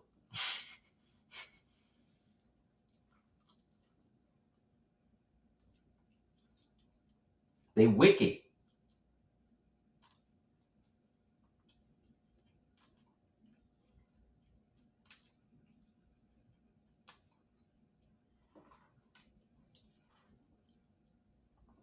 You understand? Like I said, where they get the food from for the feast that they had when homie came back down. Probably ain't coming back down where the food was. They ain't playing nothing. They in the desert. Where the food come from? They ate their children. They ate the excess of their children. Then had sex.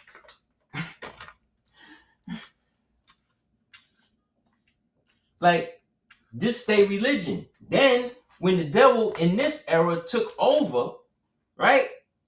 At the World Exposition Fair, they held the mass ritual where they did the same thing, where they showed them putting babies into the Moloch pit, into the Moloch oven. They had the pageantry, they had the dances. Look it up, it's on YouTube. They had the whole sacrifice, the whole thing right in front of you. Oh, but it wasn't a real baby. Yeah, right. You mean to tell me at a time when they was literally just running up, hanging niggas and doing what they want to them, they wasn't burning babies if they wanted to? They doing it now, so why wasn't they doing it then? Only thing is, it's on tape. So this French alliance goes all the way back to the Gaetulian bloodline, right? And those Gaetulians, like I said, they were connected by ways of the Etruscan, Roman. So it's any event that they would link like that.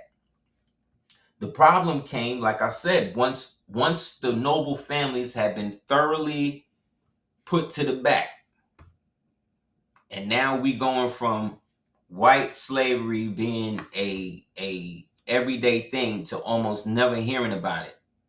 That's why they deaded it so abruptly, right? The British deaded it. They said, no, there's no more slavery for anybody like that. And then in America, they said, no more slavery for Africans or imported Africans or whoever. It's like, nah. Right? But they ain't say nothing about white folk. Remember, the term slavery is based on that group of people that they was enslaving around the entire world, yo. The entire world. That's why, and in certain places they never even seen them. That's why when they cleaned them up and put uniforms on them and sent them to different places to do shit, people, the melanated people was like, what the hell is this? Who are these people? They was winning halftime by shock alone. Because they almost expunged their memories of them. That's how deep we put these niggas out of history. So, the dirty Romans, right? And they little helpers helped them do it. But this is what they coming from. This is what they came from. You understand? This is how they were seen. So it's not like today. It's different. It wasn't even an assumption as to what and who they were and where they came from. All of that had to get buried. So that way when you show pictures and stuff like this today, they think, oh, that's some made up shit. No, this is what it is. This is just all the stuff they had to repress in order for you niggas to have a society for yourselves today. You understand? Like we had to become totally illiterate for y'all to have what y'all have today. We had to put everybody that knew better and knew their real culture and knowledge of who their peoples was, and had to put that under Freemasonic secret, under penalty of death, in order for y'all niggas to have a society for yourself. Don't believe me? Look at this. This the Algonquin nation. But look where they at. Look at this.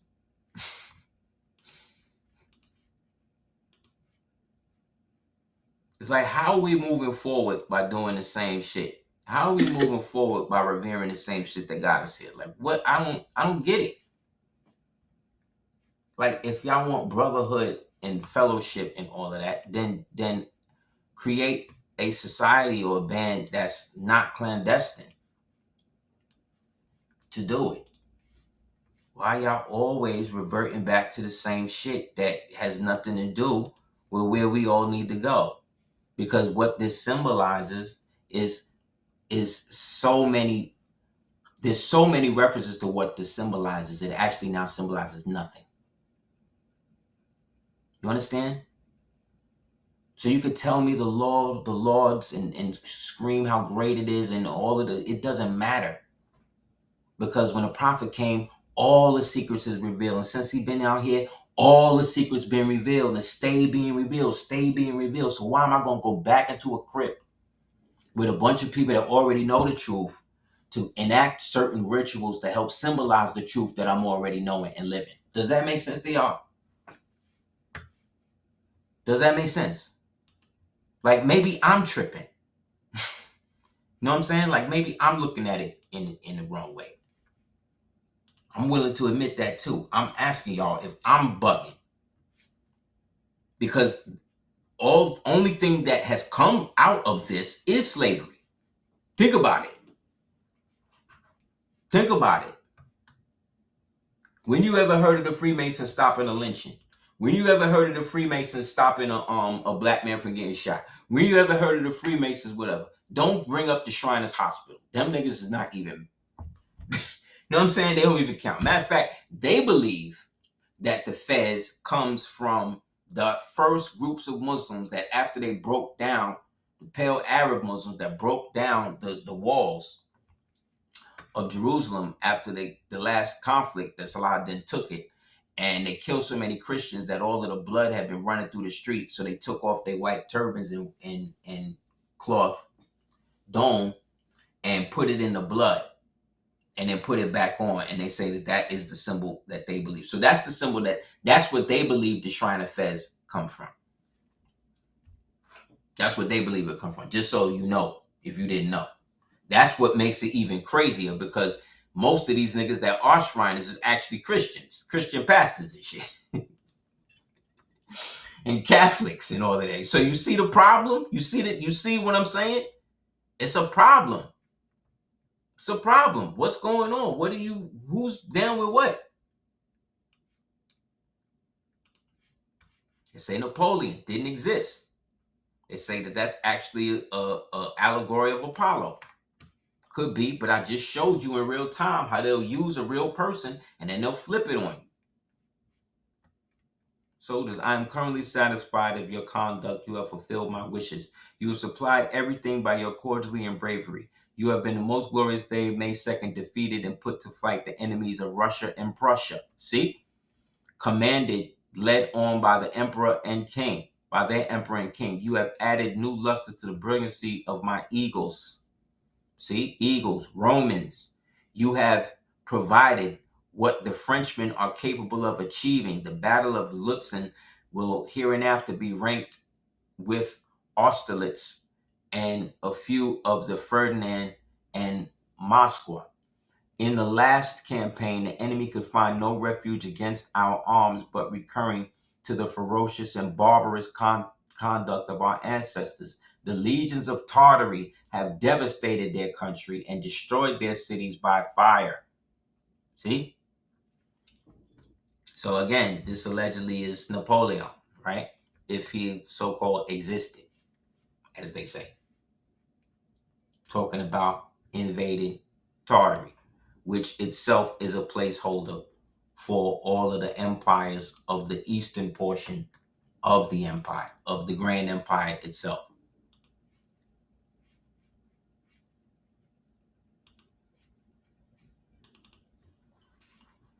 You know what I'm saying? So, let me see if there's anything else. Anybody have any questions?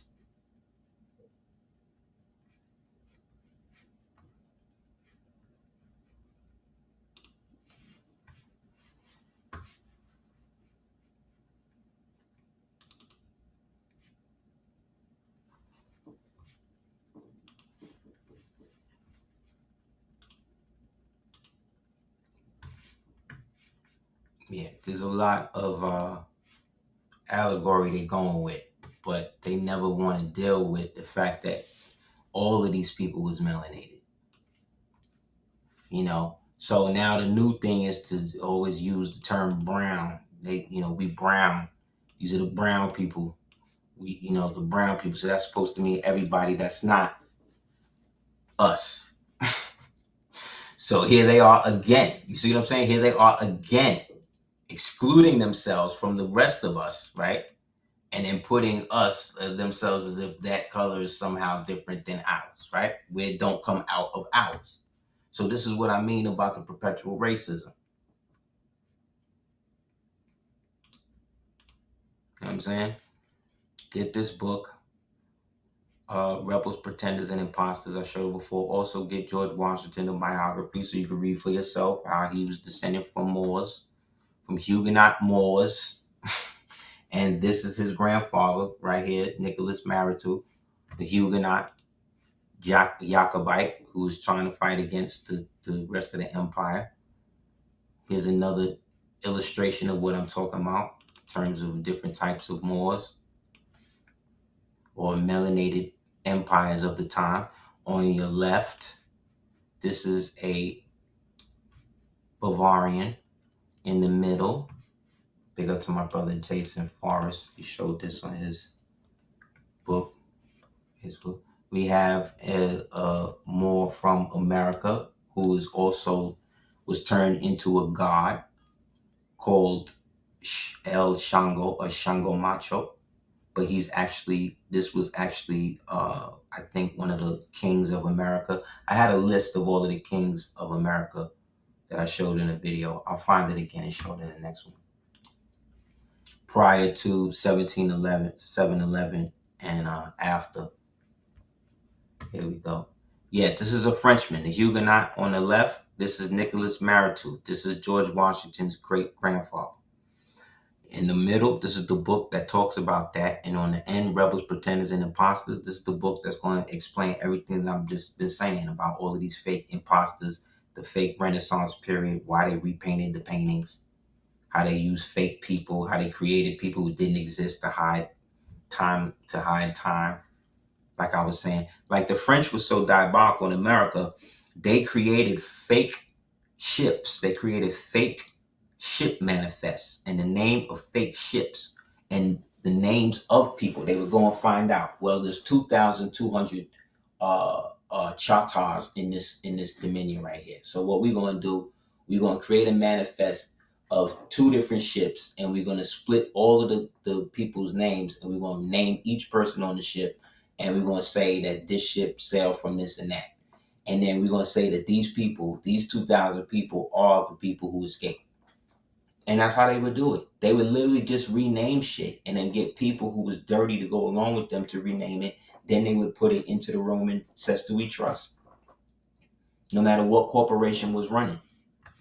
So here we have a Bavarian, right? That's a German. Here we have an American from the mainland Antilles in the middle. And then here we have a Roman, right? Lucius Quietus, which was a title. Quietus or Quintus was a title. Originally a Moorish prince, Lucius Quietus was a Roman general and governor of Judea. So stop thinking Pontius Pilate and all of these people was white people. No. They had a wild German cavalry of black melanated German soldiers, and under them they had the ones that you would say is the beast people that they would let out, the dogs of war. But no, all of this was melanated people, y'all. No matter what these niggas is telling you, you know what I mean? I'm showing you, like, Lucius was a commander of the Moorish cavalry in the Roman army and was one of the most accomplished Moorish statesmen in ancient Roman history. So he was the only one. So first there was Massinissa. Now we find about Lucius Quietus. Then we find out about the Severan dynasty, starting with Septimius, that lasted almost 2,000 years. They scammed us. They scammed us out of our own history and made us think that everybody that was, popping and working against us was white, to give the people that's in front of us today more credence than they actually had. So they didn't even have names at the time. They didn't have anything. You know how the bubonic plague started? The bubonic plague started because the Pope at that time didn't like cats, or he had a thing with cats because cat worship was a thing, and he was trying to stamp that out. So he put an edict that all the cats had to die because they were all possessed by the devil. So they went out and killed all of the cats that they could find. Anywhere a cat was dead. Now the cats were there to protect the women. This is how women became seen as witches, because when the cat was around, the cat was always there. And when it wasn't, the woman would be around. She'd have to have a broom to swoop away the rats. But when the cat was there, the rats wouldn't be there, right?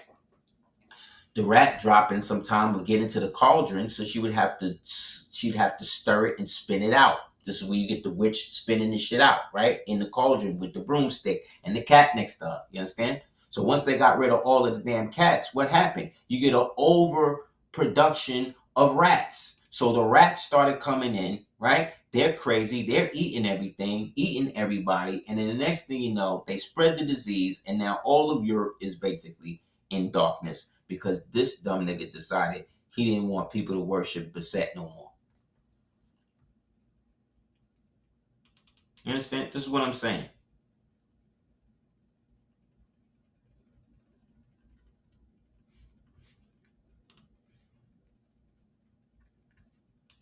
All of the European families was melanated. All of the old melanated families of Asia was melanated. Everybody was up until they wasn't.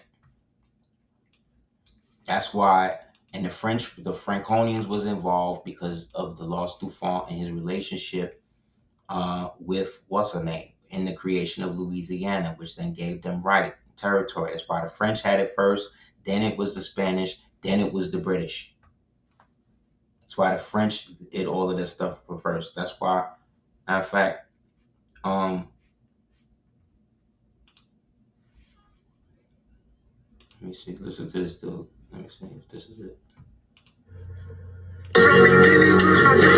No, always play that one. It's always the wrong one.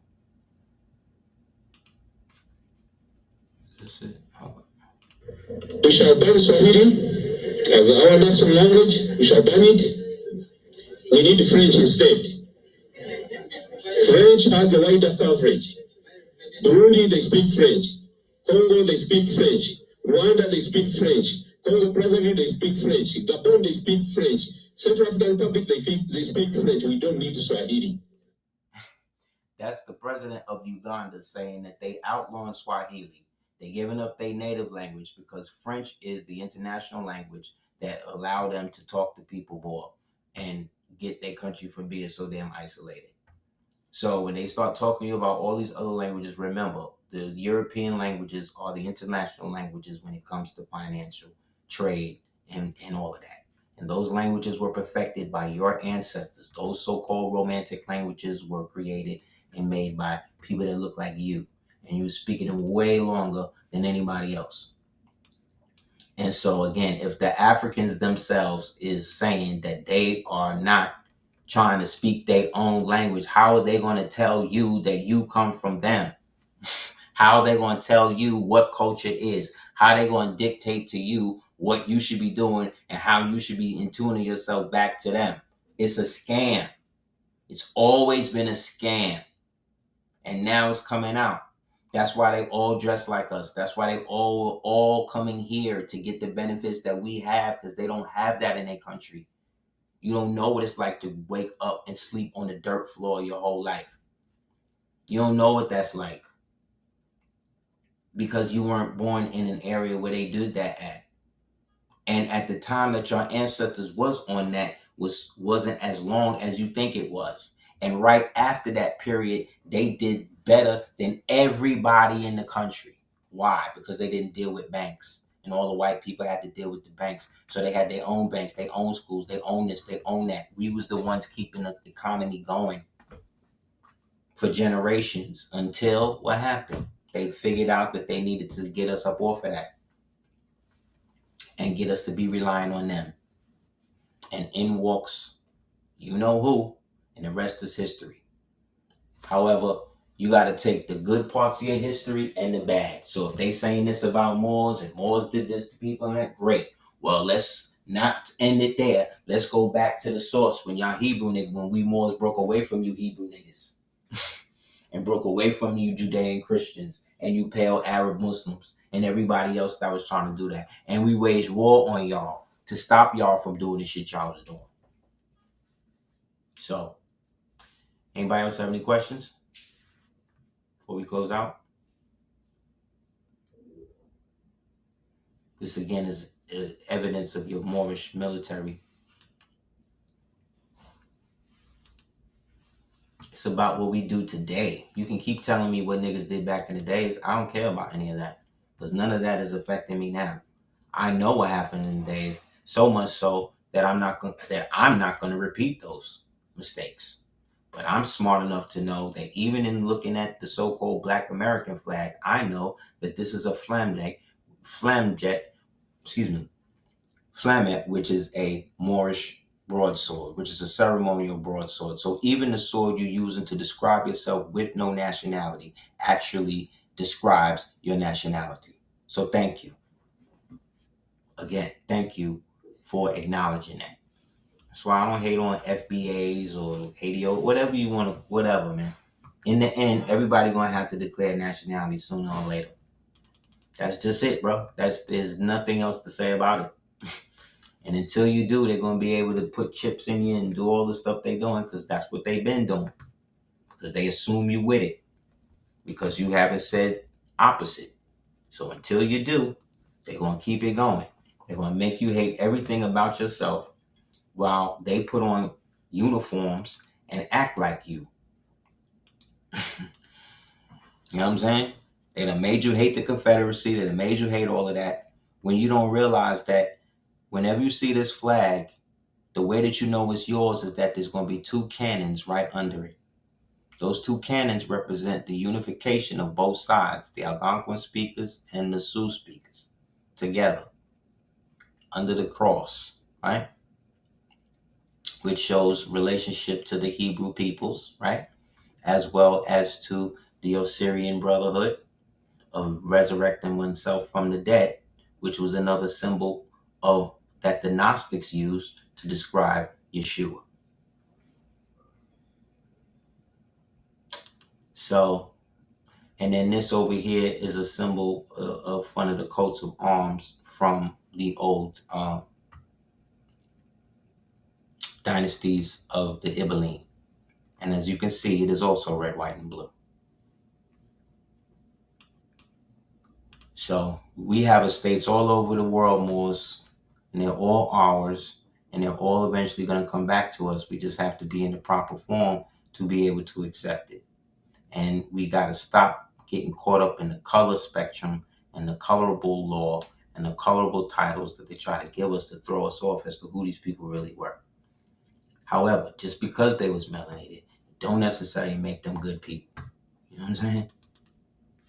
So again, here's a portrait from life of Louis.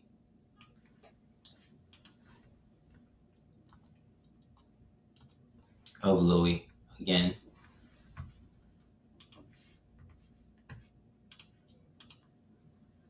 And your left. And these were Moors of a painting of the original Moors of the I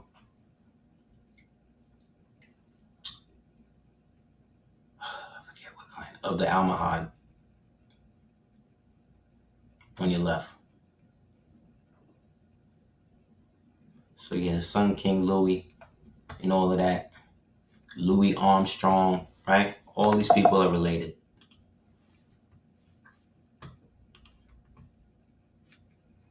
Anybody have any other questions?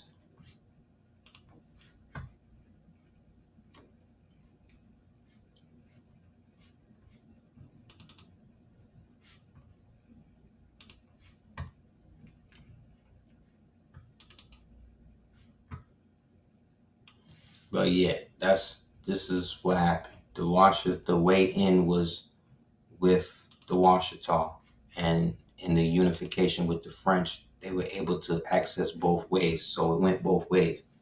That's why you have so many Moors from America in southern France and all of that. But they just use the term Moor, right? To just throw you. They just, when they say the Moors went into Europe, went into Spain, went into southern France, those Moors that they talking about are the people from here, from America. And they had a certain class amongst them that once they got deposed, they could only go in certain places at certain times because of the debts and the destruction that some of them had occurred due to their banking practices. It's from the book Time Walker, where he says, one has to admit that such a solution would appear simply binding records legal records of history, but there are too many secret covert operations against the Indian perpetually that conclude to a known ramification by unknowns to the Indian. So the ramification becomes the question to the Indian. Why was the Moorish race wiped out? Because they were the original white man, the original aboriginal tribe of the so-called white race, the Aryans, sons of Arius, or the Arianus Afris Empire, also known as the Moorish Empire. So again, you got to take the good, the bad, and the ugly. But we know all of this now so we could do better today. You know what I'm saying? We was doing this Zionist, Moorish, Hebrew thing before the state of the small hats even existed, which is forbidden for them to have. So we know all about the nail. You understand? We know all about what we're supposed to know about Yeshua and all of that. It just was translated us to the wrong way. And now that it's waking up inside of us, our pineal is activating. Now they want to get our third eye to observe their atlas. Don't let them do it. These Moors you see here, they only dealing with the Tanakh. They're only dealing with the Torah. They're not dealing with the Talmud. They're not dealing with the much because that shit does not have nothing to do with the Hebrew people. That has everything to do with the worshipers of the infernal one, and that's them. And they'll tell you that. They've already told you that. So we have to be vigilant, and we have to understand that. The division of the Moors that broke away and became the ones who actually had to start choosing the leaders of the Hebrew factions and stuff before they fell into the Sanhedrin and all that. Those Moors were called the Pahath Moab. Look it up. You couldn't be a king of Judah without one of the Moors crowning you that. Why? Because they were the ones who were keeping the covenant. The ones who had been invaded and fought against it because we wasn't with the bullshit. And them niggas kept it going. So, as we close out, one more time, look at Salvador Varco, real quick, painting of him to dispel all of these rumors. Salvador Varco, aka Cristobal Colon, actually became the governor, and when he realized that he was dealing with those members of the lost tribe, his tribe, he then strived to work to create governorship because he was governor in the place today they call El Salvador, and created shit where the people would stop being oppressed. That's why he got thrown in slavery when he went back to Spain, because he actually started freeing people once he realized who they was. But they're not going to tell you that part of the story, just like they're not going to tell you his real name was Salvador Varco. So San Salvador in Hispaniola, Pope Ponce de Leon, Cristobal Columbus found his name to claim to the first great duty, loyal to his sovereigns, was the Christ bearer. See? To his sovereigns, he was the Christ bearer and that of Dover. So they got a Hebrew to bear the Christ, to bear the cross.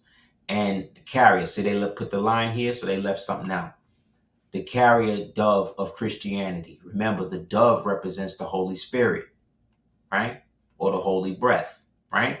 So here they telling you what he was personified as.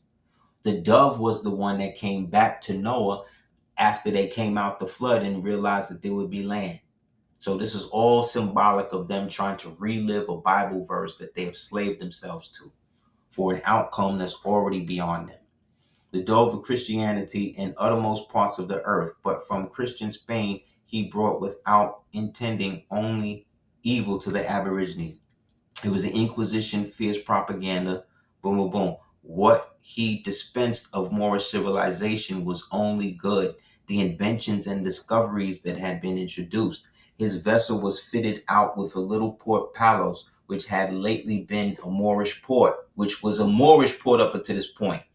His sailors were many of them men with Moorish blood in their veins. It has been asserted that when the Moors were driven out, thousands of them went all over Europa.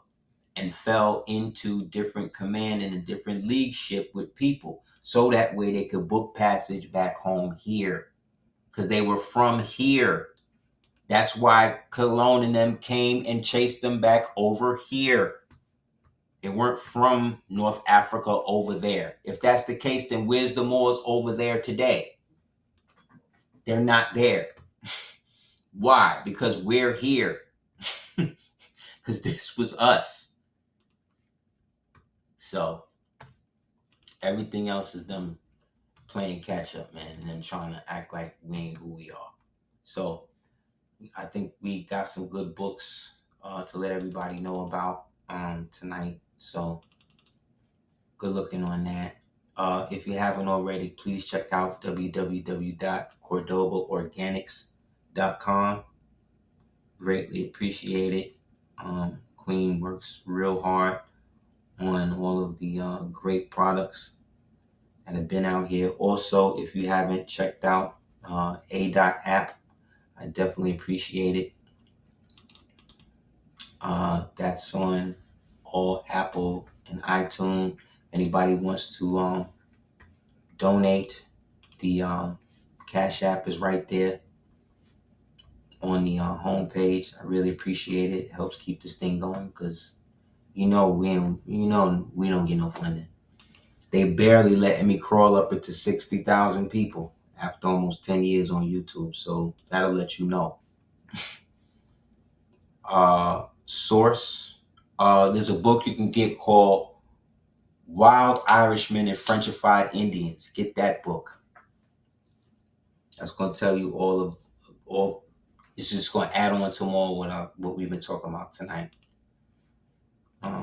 Also, if you haven't, definitely check out the Dark Scroll 418, the world's most dangerous comic book novel, if you haven't already. Also, honors to all of those Moors who were able to make convention this year. Honors to the Prophet Noble Ali and all his temples. Honors to the Divine and National Movement. Honor to the Divine Creed of the Asiatic nations. And again, man, I honor you guys. I thank you guys for the support and the continued, support over the years, because it's definitely not easy striving to stay consistent with that. So if anybody else have any more questions, you can hit me up at houseofl@hotmail.com. And again, thank you guys for any donations to Cash App via money sign capital DS418.com. And yeah, guys, definitely keep your head on a swivel. Hit me up if you want to build on any of the aspects that we were building on. And thank you again for the support. Peace.